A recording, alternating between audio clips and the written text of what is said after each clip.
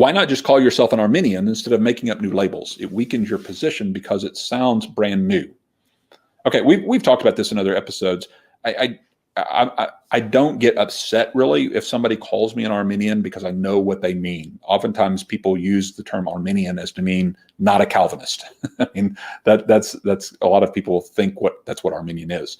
But Arminianism has some key theological perspectives that they hold to, and we as Provisionists or traditional Southern Baptists do not agree with some of those things, like the concept and idea that we're born under total depravity, under total inability, that we're born guilty because of Adam's sin and also unable, morally speaking, spiritually speaking, to see, hear, understand, and turn in light of the revealed truth. We disagree with that.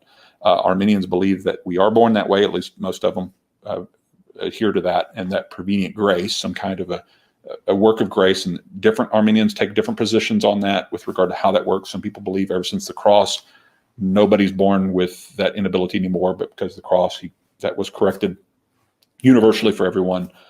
Some people argue that some point in life, maybe the age of accountability or something, that ability is restored. I don't know. Everybody has differing views of what that looks like. And typically we as Provisionists have just rejected the concept that we've lost our free will because of the fall, okay? Or that we were created by God without the ability to respond to him. You know, we just reject that notion.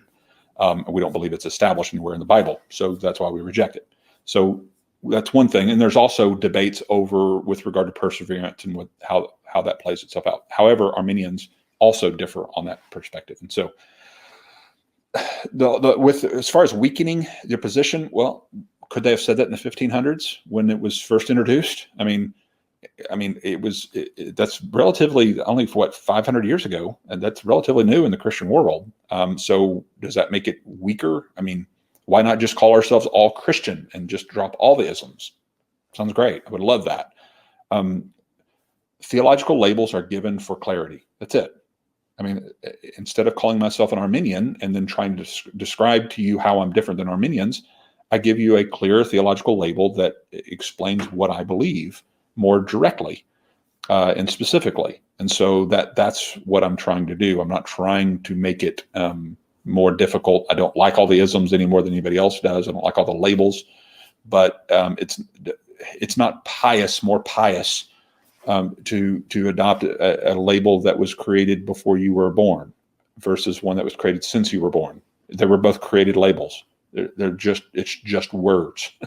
They're words to describe something. That's all they are. They're to give you clarity about somebody's position, their belief. And so if you feel that weakens me because I'm trying to be more clear, then I guess you think clarity weakens an argument. That would be a hard thing to defend. But that's all I'm striving to do, is to bring clarity to something.